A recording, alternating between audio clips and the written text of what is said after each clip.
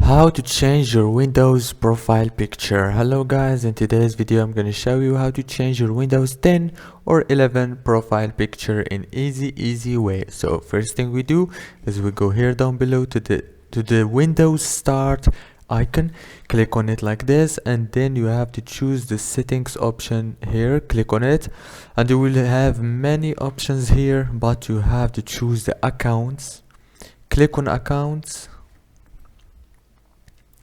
And now you will have this page. This is your informations, and from here you can create your profile picture from camera, or you can browse for one in your PC.